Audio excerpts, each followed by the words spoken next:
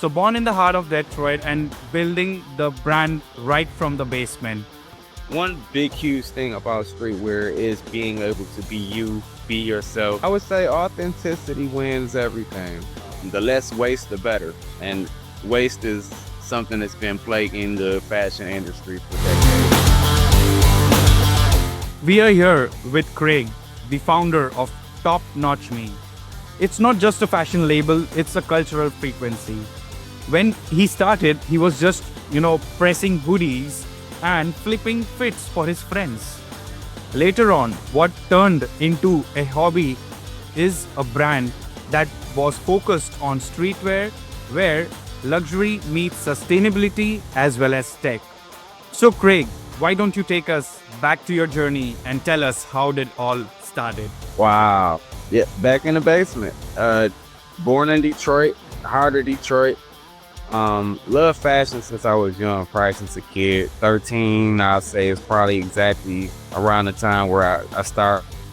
I mean, back in school, I'm customizing shoelaces, I'm taking clothes, I'm customizing it. I'm sorry to my friends. I would say that was my first legitimate business as an entrepreneur was customizing clothes, and that built into a passion. And of course, every passion has to have a purpose. Right. So with that purpose also came along other things such as sustainability is a pretty big thing right now in the marketplace. Right. In our lives, honestly. It's a lot of, I guess one of the main things of my childhood was basically not just building a brand, but building something that would outlast just your I like to call it fast fashion.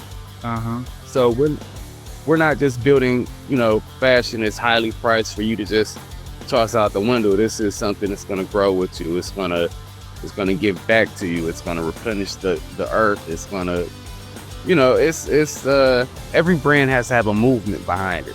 It has to have meaning. It has to have some type of, Understood.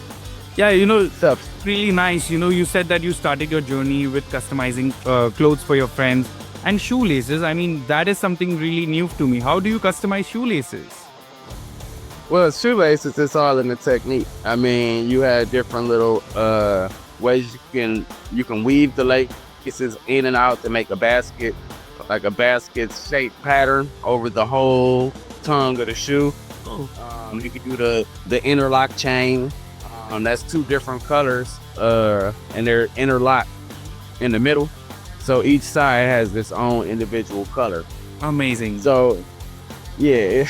It's crazy how fashion gets. The more we know about fashion, it gets more crazier. Yeah, definitely. And it all comes just from being just authenticity. One big, huge thing about streetwear is being able to be you, be yourself, and basically show your personality, show who you are as a person. And to me, there's no better way to do that than your actual clothing. You can literally teach people through your clothing. Exactly. I do sense that the level of passion you have for fashion right now, but I'm still not sure, what motivated you to turn this passion into a full-time business. Oh yeah. Okay. So to turn it into a full-time business, everything is it's a transmission, I'll say. And I say that because everything from the Cold Heart collection, which is a story about heartbreak.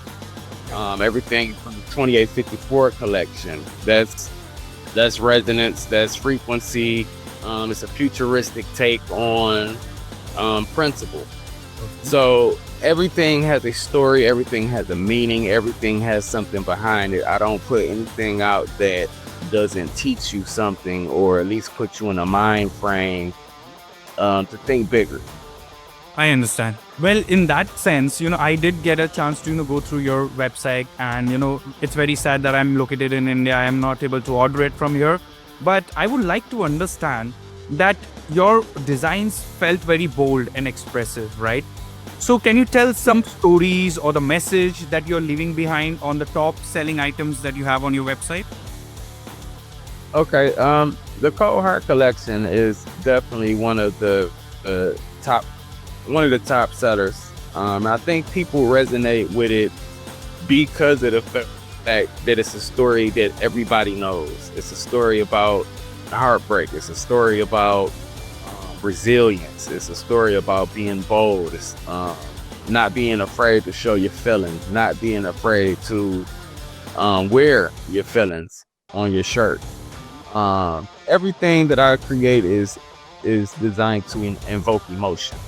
Okay. To basically put you in a mindset to kind of make it coincide with your own life. So Cohort is currently your best-selling collection right now? Well, that's until I just released the 2854 collection. So yeah, Jared, we are very good today. Nice. Always with your product and promote it. Very nice market. Oh, definitely. But that's I literally just dropped that probably 2 weeks ago, and they are yeah, it's selling pretty good. Amazing. Amazing.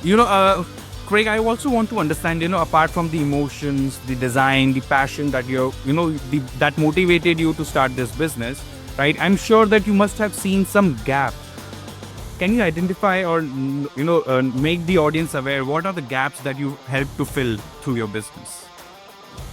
Well, the gaps that we're trying to fill at my business is basically it's a gap between the luxury and the streetwear brand. With the luxury, you have more of a polished, refined look, but it's no soul behind it. And then with the streetwear, you have gritty, bold, but there's no refinement. So our job is to merge everything together, giving you that luxury feel, that refinement, the soul that you crave, and not only just the soul, it actually looks good while you're wearing it. Absolutely. Makes sense. So also I want to understand that we have been talking a lot about sustainability, right? So what are few things or few steps that you have taken to make Topnotch as a conscious brand? We're transitioning more into ethical sourcing, I would like to say. Ethical sourcing. And when I say ethical sourcing, it's basically we're using biodegradable materials. We're using bamboo. We're using tinsel. Our own fabric that we've created, which is called Chroma Skin, which is basically a proprietary fabric that basically absorbs carbon out of the air. So that's your CO2. And it also is temperature controlled, and it is light controlled. So the cutters change when the lights hit it. Wow. You're taking carbon out of the actual air, better for the environment. And this is something that we've been working on for a while now, and our sustainability. So we're going through tests, trying to see exactly how much of the carbon footprint we can change. And of course, the more people that wear it, the more carbon is taken out of the atmosphere, and we're able to grow from there. Correct. And this is just the start. Amazing. But have you ever thought about utilizing hemp or organic cotton in your clothing? Yes, we are exploring all organic avenues. We're not leaving any stone unturned. The less waste, the better. And waste is something that's been plaguing the fashion industry for decades. Correct. So, well, we gotta step up. One of the most pollution creating industry is fashion right now. It is. And I'm not sure that everyone understands that, which is why I go so hard and drive that aspect into it, because I feel like that's something that's rarely talked about. I mean, and yeah, it's nice to look good, but if you can save the earth and make things a lot better along the way, why not? Mm-hmm. Absolutely. But don't you think, Craig, that sustainability is a hype word these days? People just use it to make themselves feel cool about it, and make them feel that they are in the zone, or they are vibing around with everybody, because everybody is talking about sustainability. What are your views about it? Yes. Sustainability is something that we're using to basically draw down the footprint of what we're leaving behind. I love the aspect of sustainability just because of the fact it brings purpose to your brand. It's not just you saying that it is. I mean, yeah, it's a nice word, sustainability. And you're right, everyone is using, but how many people are actually implementing it? How many people are really doing something and making changes to actually step up and change their carbon footprint? Exactly. Carbon footprints are one of the most serious matters that people should focus on while they are promoting sustainability. Just using sustainable products or sustainable items doesn't make you a person who truly implements sustainability. You need to look on the back end as well. Exactly. And that's what we're here for. Our goal is to make people aware, to make people knowledgeable, and not just use sustainability as just a fad or trend or something. It's just, and literally adopt that into your life. Correct. In the initial stage of the discussion, you mentioned that, you are introducing some digital features in your brand. And, I'm really sure that the audience would love to know about that part. So can you just give us a heads up about what's coming up and what should we expect out of Topnotch? Yes. Okay. So Topnotch, we are working on NFTs. We are working on AR, augmented reality. We are bringing the future to fashion through tech. So, I mean, we're leaving no stone unturned here. We're gonna have a digital fashion experience where you're gonna be able to jump online. You're gonna be able to actually look at the clothes 360 direction without even having to walk into a store. Mm-hmm. If you buy a piece of merchandise, in fact, I just dropped a backpack last week. It's the Topnotch Enemy 2854 Luxe Legacy backpack. Cool. If you buy that, you also get a digital airdrop of the actual backpack. Okay. And we're gonna be digitally dropping things all the time. If you jump on the website, I've implemented a cipher, so people can literally jump on the website. They can try to decode the cipher, and everybody that decodes the cipher, you'll get an airdrop, you'll get exclusive merch, you'll get VIP to digital fashion shows. It's literally a world inside of a world. So, thank you. I greatly appreciate it. We've even implemented Topnotch Universe. Now, this is literally a cinematic episode release that I do around each drop. So the audience they can follow the story, they can decipher codes. It immerses you in the full experience. Like it really, if you're not a fan now, you'll be a fan later. I'll put it that way. That's great. Just picking up. Mm-hmm. So you're just making things practical that if you're smart, you can get things for free. So, why not go to your website and do some solve some ciphers and get some good free stuff out of there, correct? Yes, definitely. Amazing. Yeah, and that's just another way to immerse your clients. I mean, honestly, to me, I'm a very what's the word I'm looking for? I love fashion to the point where I'm loyal. So if I'm really loyal to a brand, I'm gonna immerse myself with everything that they have going on, and that's what we're trying to create over here at Topnotch, that ecosystem to where we have everything here for you. There's no need to shop with anyone else. Great, amazing. So since we have been in the business for good how many years? Man, since 2017. Oh my God, it's almost 8 years, I believe. Yeah, it seems like it was just yesterday. Absolutely great. I also want to understand that since 8 years you have been in the business, so I'm sure you have done some cool marketing activities for yourself. So can you just tell me some cool marketing activities that has really turned out to be profitable for you? yes, we're gonna go back to the miniseries where it all started. Race for the Case. Now, Race for the Case was it started as just a regular cinematic scene. It basically featured a gold briefcase, and everybody spent the whole summer trying to figure out what was actually inside of the briefcase. I still haven't released what is actually inside of the briefcase, but if you pay attention and you are in tune, you'll definitely be able to figure it out. And the storyline also draws you in, and everything plays a part. Everything evolves around the drop. So, I mean, I'm thinking probably end of year, early next year, I might actually do the physical gold briefcase. Easy. And actually do like a time capsule with 2854 merch on the inside of it.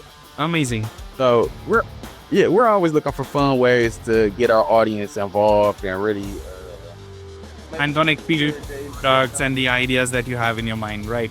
That's amazing side. Yeah. But I want to know something, that since you said that you have not disclosed what's in the briefcase right now, when are you planning to do that? If not the end of this year, I might do it at the beginning of the year, which will start a whole nother series, a whole nother cycle. And yeah, just, Great way to engage your audience, I would say. I greatly appreciate it. I definitely do. Great. Thank you very much. So, let's say that there are certain listeners out there who is willing to start off with their own fashion brand right now, or they want to start off with any sort of business that they are really passionate about, right? What is that one unfiltered advice that you would like to give them? I would say authenticity wins everything. You can never go wrong going in with authenticity. I mean, nobody loves more than someone just being themselves. Also, find a purpose. Find something that you're bringing to the table. Don't just be one of those companies that's just stamping logos on shirts, but find a reason why you're stamping those logos on their shirts. The more that you involve yourself in things outside or around your craft, the more people will gravitate towards it. Because keep in mind, you're not just building something for you. You're building something for everybody else. You're building something for the next generation. You're building something for another legacy. And that's another thing. Leave something behind for someone else. Start something that you can leave behind for the next generation. Leave that motivation so they'll have something to grab onto or something to look at. And that's why I did the books. All three streetwear, I call it the trinity of streetwear. So, and that's basically I know how hard it was when I was coming up. So I know the resources were not there. Like everything's out the mud. So with that said, if I can make it a little bit easier for the next person behind me to be able to get his stuff together and be able to bring that same type of energy, I love it. I love it. You're right. Definitely. The slogan, the very famous slogan, give us game. Yeah, definitely. You gotta get the game. You gotta leave something for somebody else to take over. So that's what we're trying to do. We're trying to build a cultural powerhouse. Mm-hmm. Oh, perfect. That's really nice. A cultural powerhouse. So, Craig, before we log off, do you have any final words that you want to share with our audience out there? Final words. Be yourself. Don't take nothing for granted. Don't just be a person that's just pressing the hoodie. Be a leader, be an innovator. I thank you for your time. You have been absolutely amazing. Thank you for sharing me with your audience. This experience is I love it. You guys are I can't wait to the next interview. Just let me know. I'm ready. Anything to get that message out. Correct. It was lovely connecting with you as well. And let's stay tuned and let's see if the audience wants the second episode. We'll surely get Craig once more on our podcast. Till then, we'll see you. next time.